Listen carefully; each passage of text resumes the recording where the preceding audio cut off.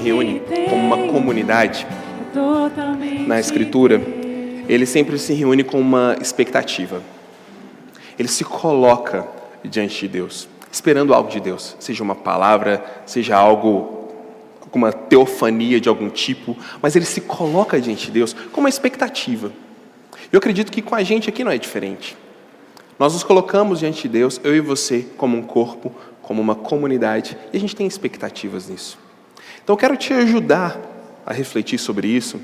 Hoje nós vamos falar sobre graça, sobre a graça de Deus. Eu separei uma música que ela é bem poética. Eu acho que em algum momento a gente pode até aprendê-la e cantar aqui na igreja. Mas eu quero ler para você essa letra. Enquanto eu leio, e você ouve e pensa na letra, tente trazer à tona expectativas que estão no seu coração. Porque eu sei que você as tem. Coloque elas diante de Deus. Talvez Deus pode responder exatamente uma expectativa que você tem. Talvez não. E está tudo bem, desde que o nosso culto seja cheio da graça de Deus. Então, enquanto eu leio, medita nessa letra. A graça é o ponto de encontro, lugar onde os fardos se espalham no chão, onde todo que chega cansado, tranquilo descansa o seu coração. A graça se explica em uma cruz. Lá eu posso entender o que o céu me traduz. A morte é a minha sentença, mas agora sou livre em Jesus. Graça, simples assim. Perdão se recebe, se aceita e fim. Pecado não se explica, pecado se paga e Cristo pagou por mim. Havia imensa separação entre a raça caída e o Deus do perdão, mas a graça fechou o abismo e, sem hesitar, estendeu-nos a mão. Mostrou-nos a estrada de volta, a casa do Pai, onde iremos morar. Nos dá esperança que move a certeza que Cristo em breve virá. Preciosa graça, simples assim. Perdão se recebe, se aceita e fim. Pecado não se explica, pecado se paga e Cristo pagou por mim. Sim, Cristo pagou por mim. Preciosa graça de Cristo por mim. Ó Senhor, preciosa graça de Cristo por nós. Nós nos unimos como um corpo agora em comunidade, pedindo ao Senhor, traga à tona as expectativas dos nossos corações e nos sustente com essa preciosa graça. Que a Tua graça entre pelas veredas do nosso coração e que haja um encontro, que a estrada para casa seja reencontrada. Nós colocamos esse tempo diante do Senhor. Enche-nos da Tua graça. Livra-nos do inimigo que nos assola, que nos acusa. Mantenha-o longe, porque ele não é convidado e jamais será. E que o Teu Espírito possa nos encher nessa manhã. Em Teu nome nós oramos. Amém. Essa música se chama Graça, simples assim. Caso você queira pesquisar ou ouvir depois, ou então você pode falar comigo que eu te passo o link. O assunto de hoje é somente a graça. Tradicionalmente no latim eles diriam sola gratia de Deus. Somente a graça. Para honrar, vamos dizer assim, a tradição evangélica que ressurge na Reforma no século XVI, nós precisamos entender uma coisa. A graça é o artigo pelo qual a igreja se mantém de pé ou cai. Por que esse artigo é tão importante a ponto de dizermos isso sobre ele? Porque, basicamente, é o grande diferencial entre a fé cristã e as demais fés. A graça. É o ponto onde existe conexão na presença de Deus, porém, é o ponto onde existe a maior divergência no que diz respeito às religiões. O ponto principal sobre o qual a religião cristã se sustém. Somente pela graça, por meio da fé, vem a salvação.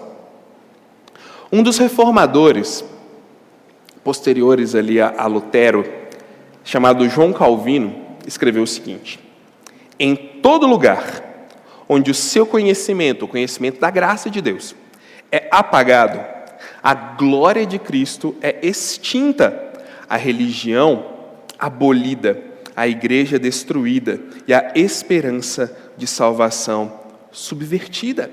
De forma resumida, os artigos da religião assim especificam na Reforma: somos reputados, feitos justos perante Deus, somente pelo mérito do nosso Senhor e Salvador Jesus Cristo, pela fé, e não por nossos próprios merecimentos e obras. Esse é o ponto que muda tudo. É aqui onde a graça se faz diferente de todos os outros sistemas de religião, pois o merecimento não se encontra em você nem em mim. E isso muda tudo, como eu vou falar. A livre, soberana e cheia de dadivosa graça de Deus é o fundamento da nossa justificação. E a justificação é a justiça pessoal que Cristo obteve durante a sua vida na terra, a qual passa a ser imputada, colocada ao pecador no momento em que ele crê. Por isso o assunto graça é tão importante. Ele é o ponto central de toda a religião cristã, vamos dizer assim, reformada. Se fôssemos definir graça com um texto bíblico, eu diria para a gente abrir em Efésios, capítulo 2, versículo 8 e 9. Efésios 2, 8 e 9. Pode desligar, Léo. Pelo amor de Deus. Obrigado. Agora a gente pode começar, né? Mas Efésios 2, 8 e 9.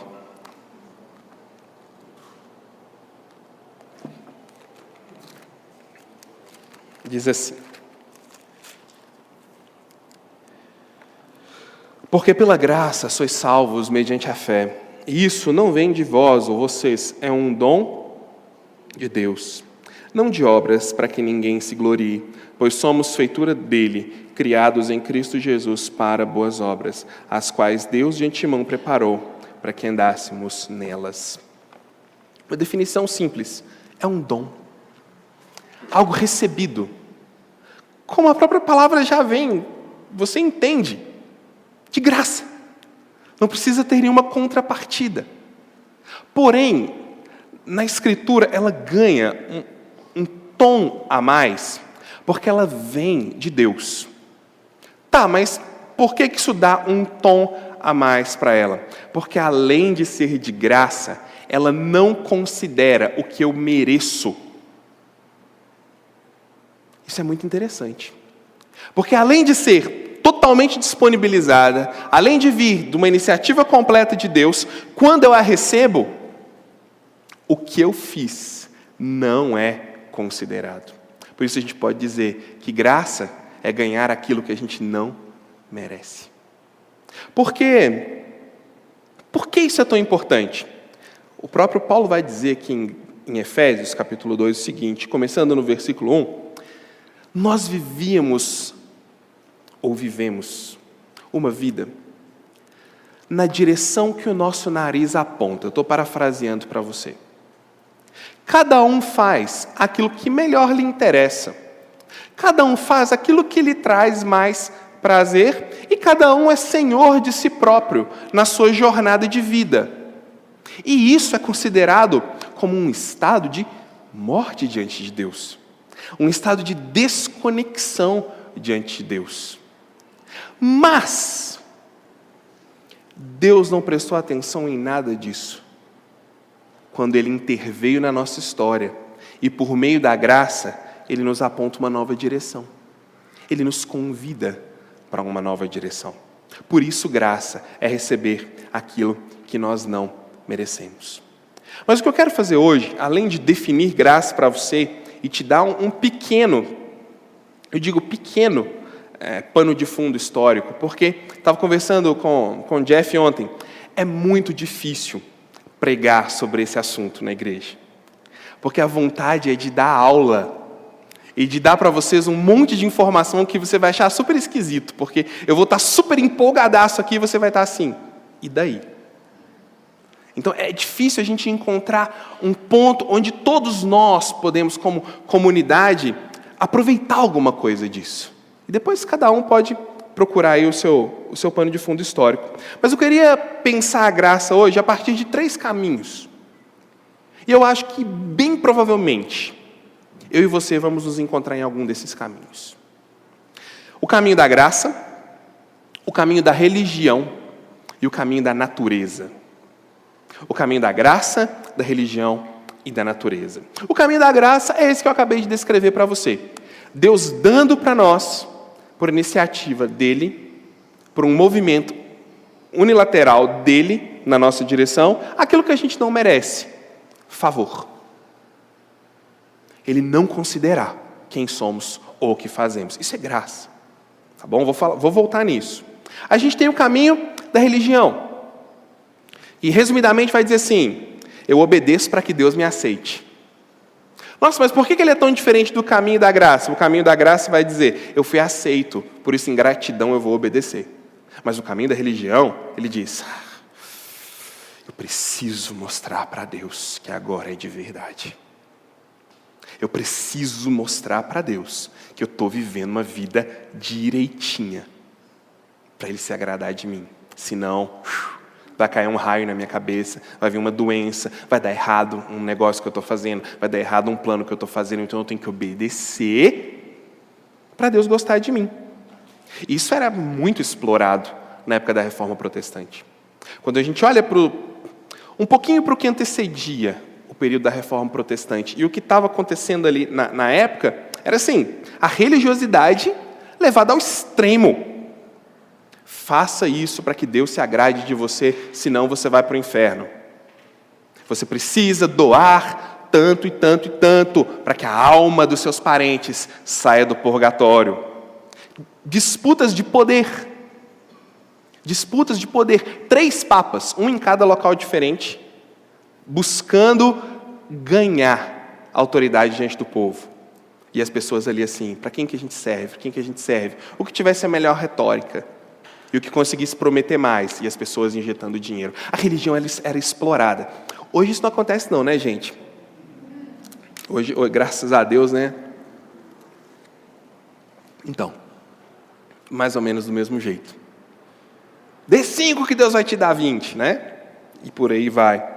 Isso muito explorado. Só que é aí que entra o terceiro caminho. Quando a religião te desgasta, quando a religião cansa, quando a gente entra num moralismo cristão tão pesado de eu tenho que fazer para ser aceito, eu tenho que obedecer, quando a gente cansa disso, a gente chuta o balde. Talvez você já fez isso na sua jornada. Cansei desse moralismo, cansei dessas coisas, agora eu quero uma ruptura disso. A gente vai para o caminho da natureza. E não é o caminho da natureza, dos passarinhos, das árvores, não é virar... Não é para o Greenpeace, não é isso. O caminho da natureza diz: obedeço a mim mesmo. Logo, eu não procuro ser aceito nem por Deus, nem por ninguém. Esse é o caminho da natureza. Enquanto eu estava estudando para pregar isso aqui para vocês, eu ouvi uma pregação sobre graça e coloquei alguns elementos dela aqui, em que o pregador, ele diz o seguinte: quando nós nos cansamos do moralismo, nós procuramos outro pastor, o pastor deste século. E ele estava procurando. Quem seria o pastor deste século? Que está pregando para as pessoas assim, obedeça a si mesmo, entre na sua sede de conquista e de poder, e que se lasque todo o resto, a começar pelo seu próximo e depois Deus. Ele disse que esse pastor é Friedrich Nietzsche, o pastor deste século. Eu achei muito legal. Esse cara, ele era o filho de um pastor de verdade, tipo eu assim, e foi para um seminário estudar teologia, para aprender as coisas de Deus. 2 anos depois ele chutou o balde. Falou, cansei desse negócio. Quero isso para mim mais não. Agora eu quero romper com tudo isso. E ele disse algumas coisas interessantes que estão refletidas no caminho da natureza. Ele disse assim, enquanto o ser humano não se livrar de Deus, ele não dará conta da sua existência.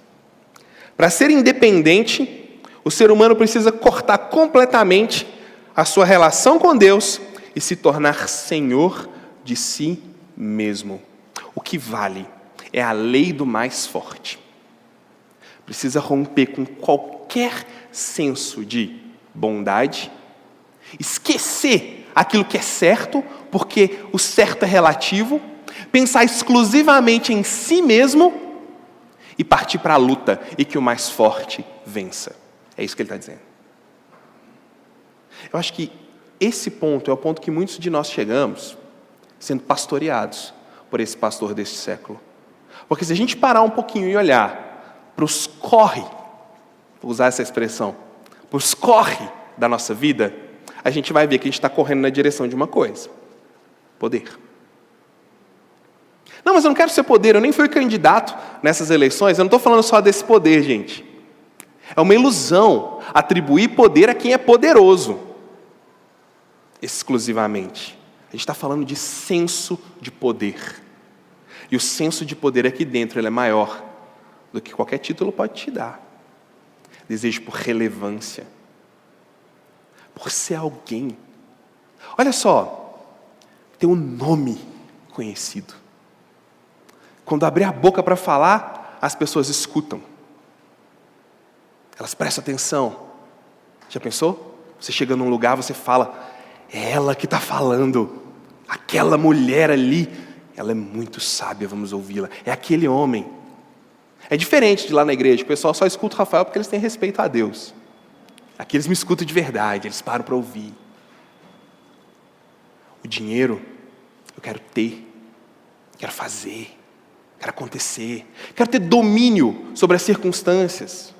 Eu diria que é aquele senso de liberdade, nada contra a liberdade, é um valor que eu acho que a gente deveria valorizar mais, mas aquele senso de liberdade levado ao extremo, eu dizer assim, eu faço o que eu quiser, ninguém toca na minha vida, eu não quero nada com Deus, e se você se colocar no meu caminho, eu vou passar por cima de você.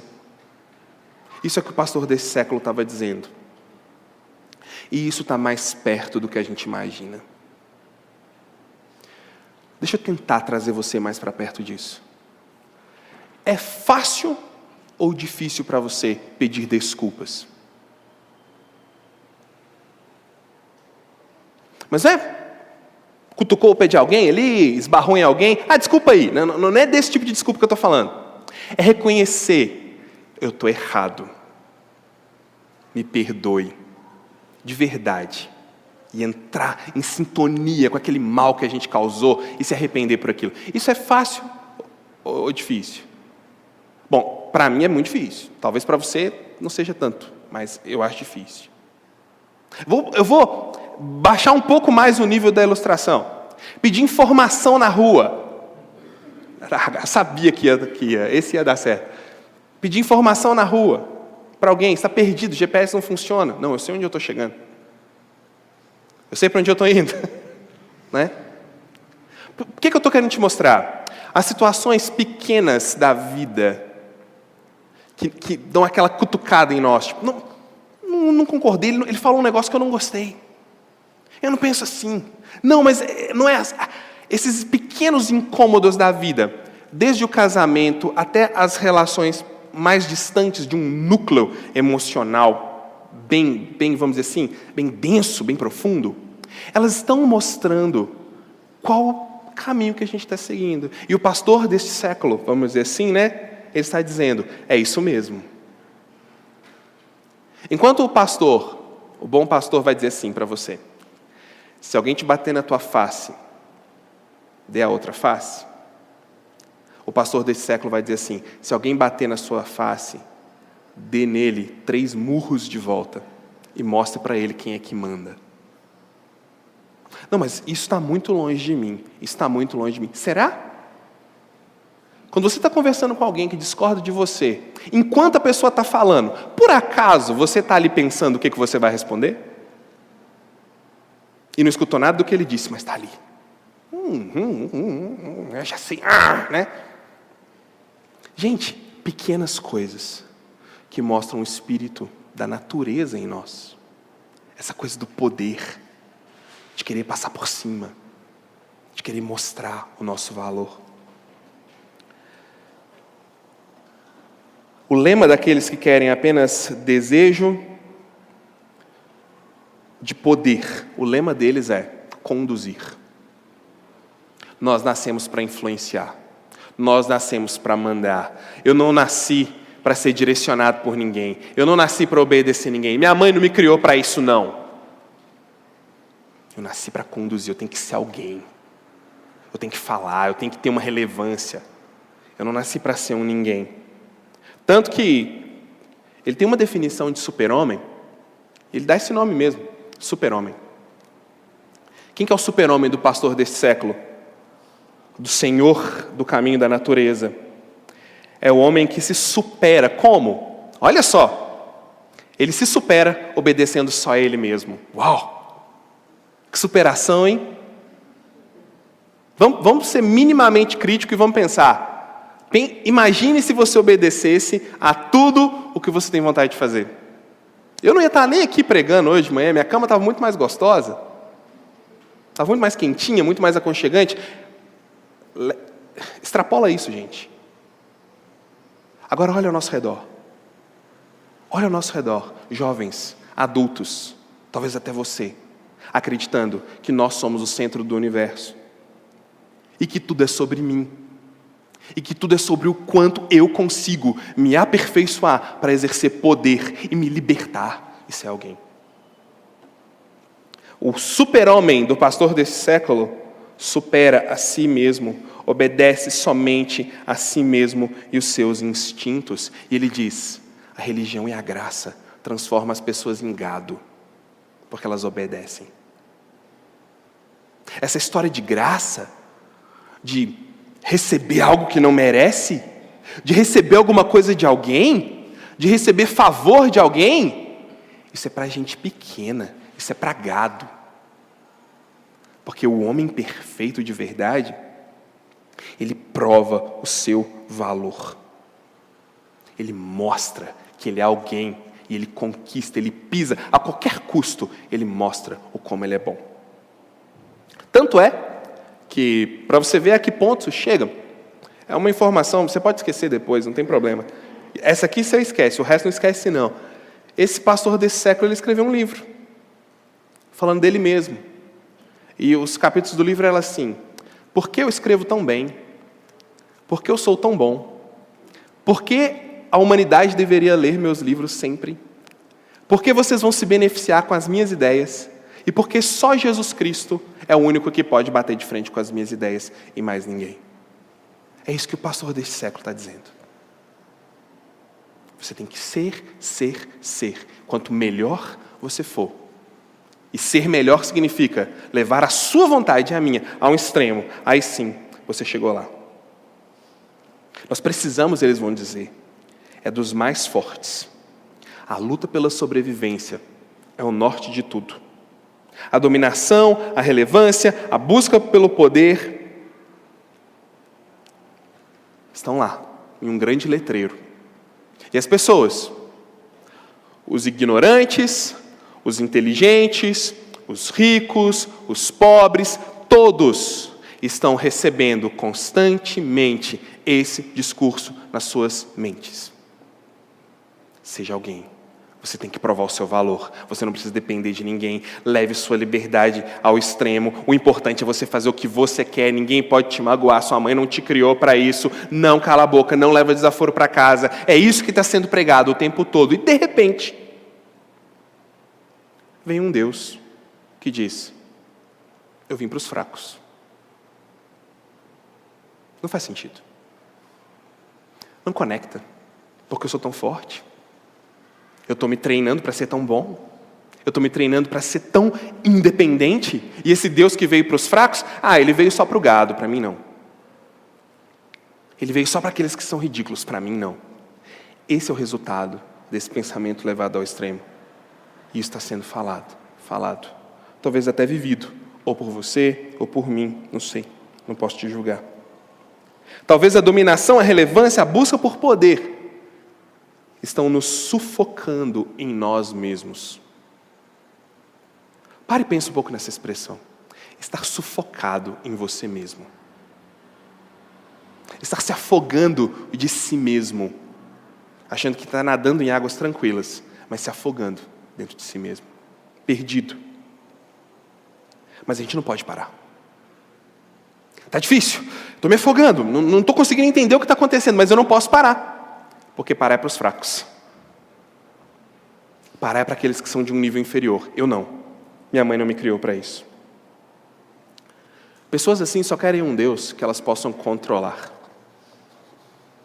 Talvez enquanto eu estou falando isso, você está ouvindo, o pastor desse século, e busque essa coisa de poder, e você está imaginando o pessoal, os maus. Talvez é isso, está imaginando o mauzão lá, eles são muito maus, esse pessoal não gosta de Deus, esse pessoal é muito terrível. Talvez a gente está imaginando isso, mas deixa eu te falar uma coisa. O caminho da natureza, ele tem um Deus. Ele tem um Deus, é o Deus que ele pode controlar. É o Deus que ele pode colocar numa caixinha. É o Deus que encaixa direitinho, de acordo com as necessidades e expectativas de poder que temos. A gente vê isso o tempo todo. Deus sendo barganhado, Deus sendo usado como pretexto para conquistar as pessoas, manipular pessoas. Nós vemos isso o tempo todo, dos púlpitos, quando pregadores dizem, Deus vai te dar o que você determinar. Se você fizer isso, Deus vai te dar aquilo. Esse Deus extremamente emocional. Olha só, é pregado hoje em dia um Deus altamente emocional. A imagem que eu vejo de alguns pregadores falando de Deus é de um Deus que está sempre chorando num cantinho assim, porque fizeram maldade com ele, e aí ele te entende. Isso é um Deus que cabe numa caixinha. É um Deus que alimenta uma área só da nossa vida. Não precisa ir tão longe para a gente experimentar esse caminho da natureza. Eu posso assim, eu quero assim, eu faço assim, e Deus se encaixa. E a gente faz malabarismo que for, para colocar Deus do jeito que a gente quer acreditar. Deixa eu te falar, eu e você somos assim. A nossa primeira tendência, quando confrontados com alguma coisa que está aqui dentro, é tentar adaptar as circunstâncias para que a gente não fique tão desconfortável. Isso é natural. É natural. Mas é nesse ponto que a graça está começando a chegar na nossa vida. Quando a gente começa a perceber. Quando a gente começa a sentir que tem algo estranho. Vocês já ouviram... Esse é um exemplo diferente, mas ele é verdadeiro. Talvez você nunca fez isso, mas... Eu também nunca fiz, mas eu já vi pessoas fazerem. No interior, o pessoal costumava pegar um sapo e colocar ele dentro de uma bacia com água fria. Até aí tudo bem. Só que eles colocavam essa panela no fogo. E esquentando. E o sapo vai se adaptando, à temperatura. Ele não percebe que está quente. Não incomoda ele. E sabe o que vira no final? Sapo cozido. Ele morre, porque ele não é incomodado. Ele não percebe. Se você pegar o sapo e jogar na água fervendo, ele vai pular. Mas se você colocar ele lá, quando a água está fria, e for esquentando aos pouquinhos, a água ferve e ele morre cozido e não percebe. Então, quando a gente começa a sentir um incômodo, não é aí que você tem que... Isso não é para mim não, minha mãe não me criou para isso. Não é o ponto da gente fazer isso, é o ponto da gente falar, opa, peraí, se esse negócio me incomodou, tá, deixa eu investigar um pouco mais. Nem que seja por curiosidade, a gente deveria investigar um pouco mais. Por que isso está me incomodando? Por que isso está mexendo comigo. Talvez a jornada de busca de poder não tem nada a ver com a sua vida. Pode ser. Isso aqui não é para colocar pessoas em caixinha, não.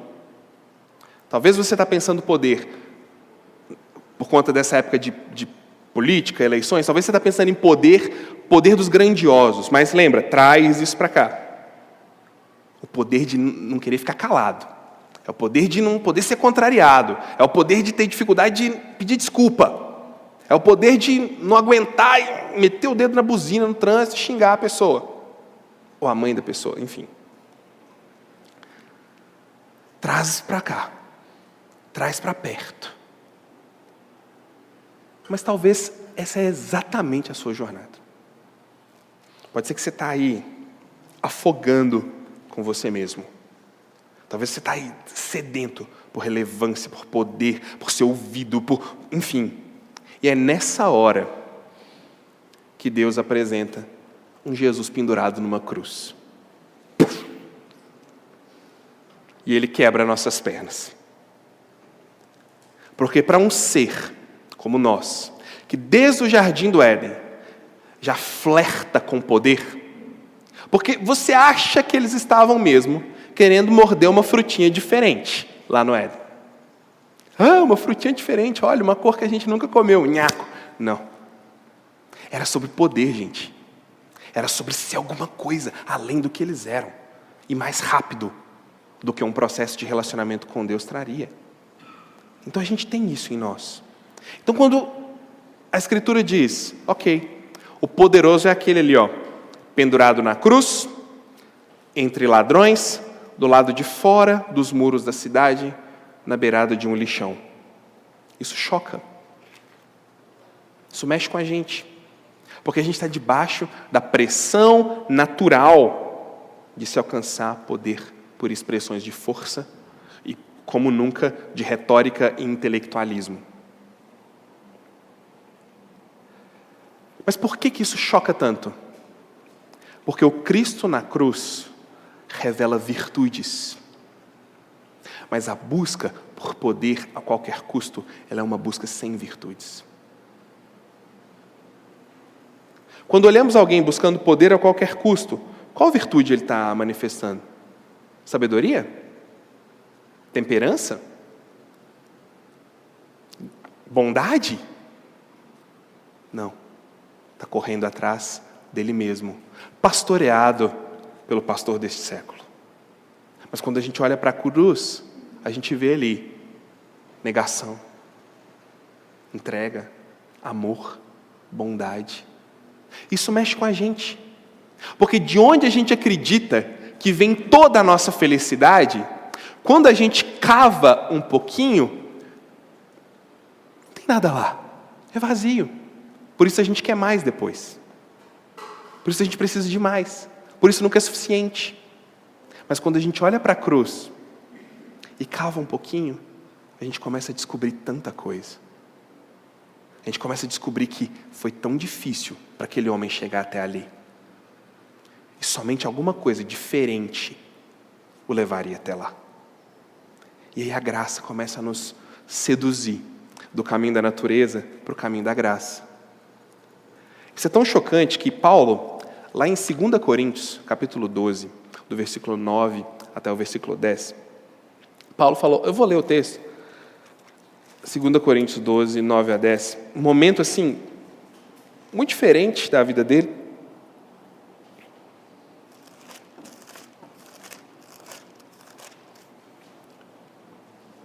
Diz assim, então ele me disse, a minha graça te basta, porque o poder se aperfeiçoa na fraqueza. De boa vontade, pois, mais me gloriarei nas fraquezas, para que sobre mim repouse o poder de Cristo. Pelo que sinto prazer nas fraquezas, nas injúrias, nas necessidades, nas perseguições, nas angústias, por amor de Cristo. Porque quando eu sou fraco, então é que eu sou forte. Quando acontece isso com Paulo, sabe onde que ele estava? No auge. Ele estava no topo. Era um momento ótimo. A gente está estudando a gente vai voltar em novembro para 1 Coríntios, onde ele não está no auge, ele está no vale, está na pior ali com a igreja. Mas aqui já estava tudo bem. As pessoas estão ouvindo ele está sendo valorizado. Nunca encontrou tanta conexão. Ele tinha tido revelações de Deus assim, incríveis. Deus tinha levado ele para um momento de revelação celestial. Ele tinha visto coisas que ninguém tinha visto. Era o auge. E aí o texto diz que Deus mandou para ele um espinho na carne. Oh Deus, estava tudo indo tão bem. Por que isso agora? A gente não sabe o que é. Alguns vão dizer que era uma doença, alguns vão falar que era uma coisa no olho, alguns vão falar várias coisas, mas era algo físico, visível, que humilhava ele. Que lembrava ele que ele era feito de carne e osso, igual você e eu. Ele disse: foi-me posto um espinho na carne, mensageiro de Satanás, para me esbofetear o corpo, para que eu não me glorie por causa das revelações que eu recebi. Deus deu a ele alguma coisa que o fazia lembrar que ele era mortal. A busca pelo poder, não pensa no poder dos poderosos. Traz para cá a busca pelo poder. Ela é enganosa, porque nós começamos a nos sentir intocáveis. Eu estou focado. É foco. Eu quero atingir minha meta. Eu vou fazer isso custe que custar. Eu tenho um objetivo. Eu sou dono do meu destino e do meu futuro e das realizações que eu quero ter. Doce ilusão. A busca pelos poderes nos faz singelos demais para a realidade da vida. Tem um texto da Escritura de Jesus contando uma parábola de um homem que era produtor rural. A lavoura dele produziu muito. Produziu assim, muito mesmo. Igual aquela época aí que o pessoal ficou milionário vendendo tomate, não sei se você lembra, foi mais ou menos uma coisa assim, muito mesmo.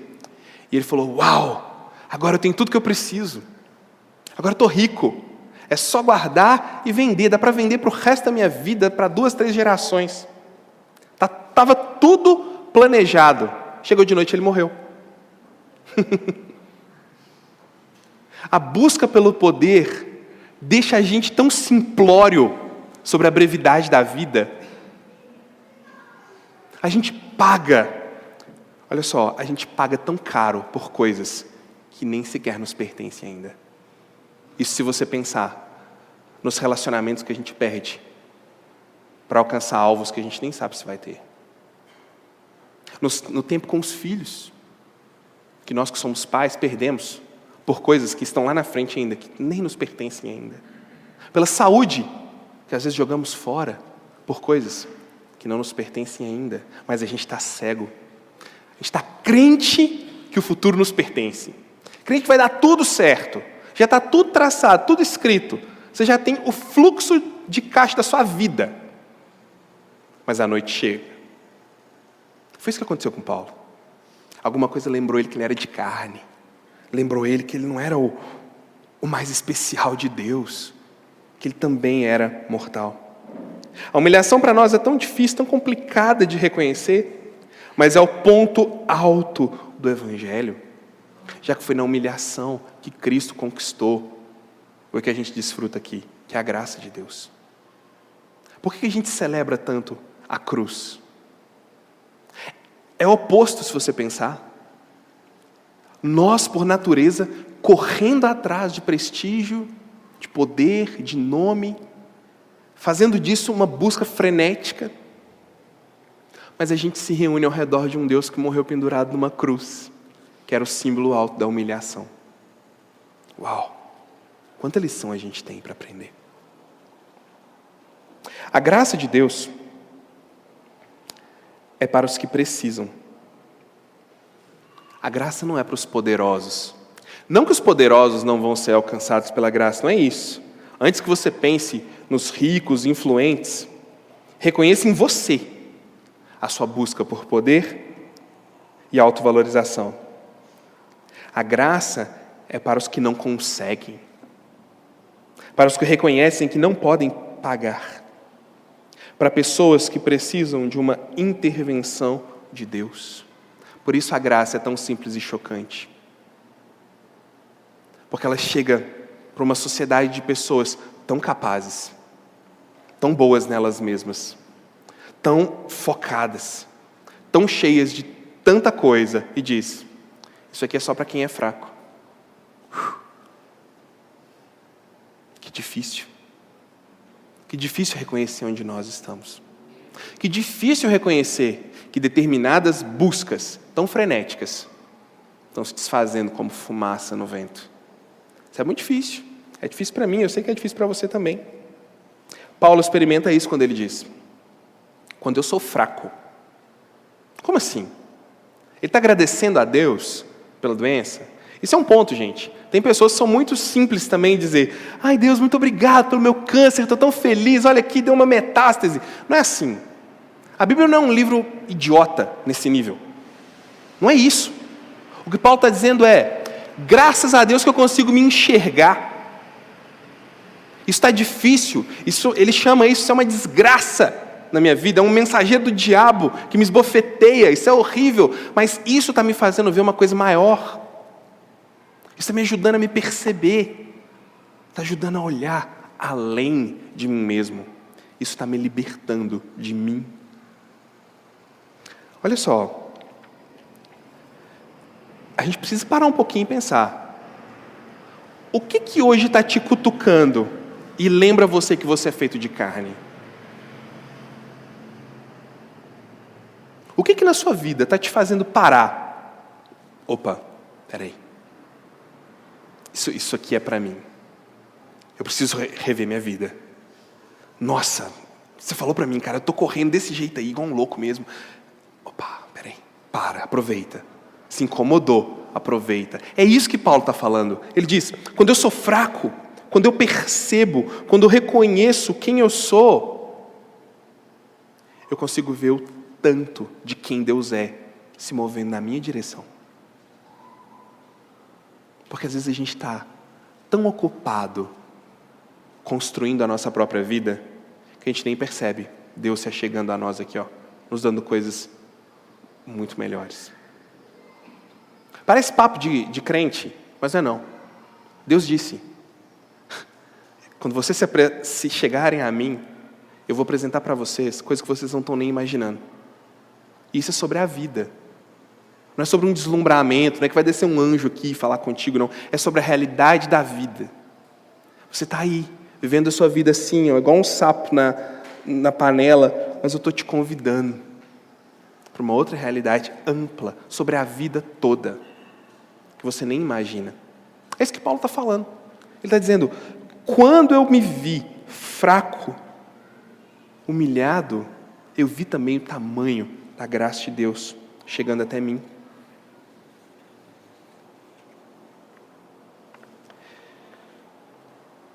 Quero ler para você aqui Hoje eu estou lendo muitas coisas para você, né? Mas eu quero ler algo de um filme que eu vi ontem. Se você quer um filme para ficar triste, para pensar na sua relação de filho ou na sua relação de pai, para ficar melancólico, assim, para ter o seu domingo assim bem curtido na sofrência, assista o filme A Árvore da Vida, tá bom? É um filme muito legal mesmo. Super motivador, né?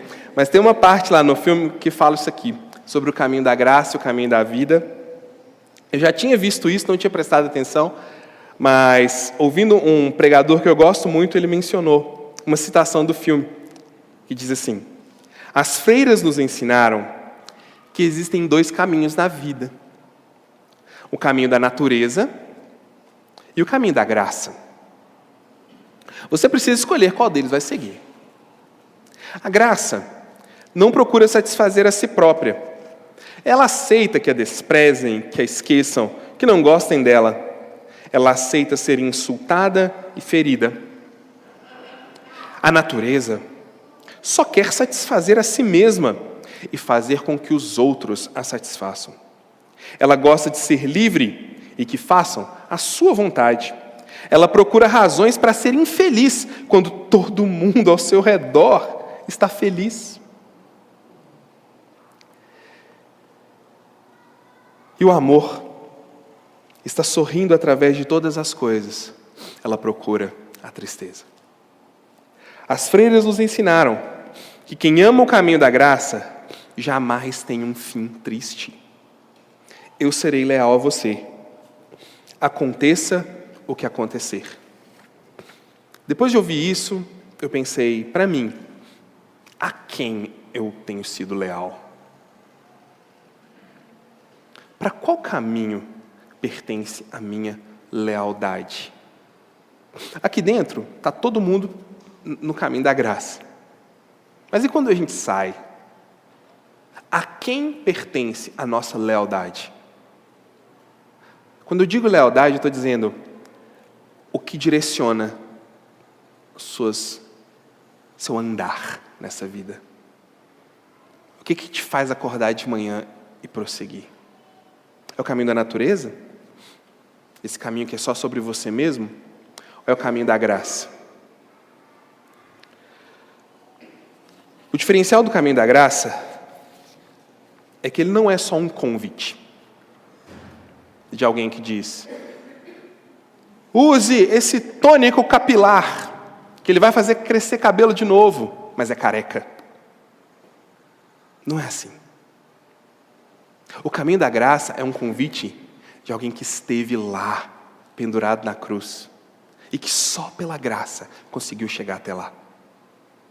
Jesus, nos momentos de maior dificuldade dele, ele era capaz de chegar para Deus e falar assim: eu não quero mais isso, está difícil demais, tem como afastar de mim? Mas que não seja a minha vontade. Ele era cheio de graça para continuar, e ele foi até o final. A graça é um convite para fracos, mas é um convite feito por alguém que beijou a fraqueza, que abraçou a desgraça, que jantou com a morte. É Ele que faz o convite para a gente olhar para as nossas fraquezas e talvez dizer: está tudo bem, é aqui o ponto de encontro. É aqui onde a separação começa a ser desfeita. É aqui onde eu encontro o caminho de volta para casa. Onde os fardos caem no chão e eu encontro vida. Como que essa loucura deste século está mexendo com você? Não precisa responder, óbvio, né? É só para você pensar, mas como é que está mexendo com você? Cuidado, isso pode te levar mais longe do que você imagina. O pastor desse século escreveu um livro lá, dizendo como ele era bom, como ele era chique, como ele deveria ser lido pelas gerações e gerações. De alguma forma ele conseguiu como exemplo ruim, porque a gente está aqui falando dele. Mas olha onde ele chegou. Essa busca leva a gente a pontos onde a gente vai falar assim: nunca imaginava que eu ia chegar até aqui.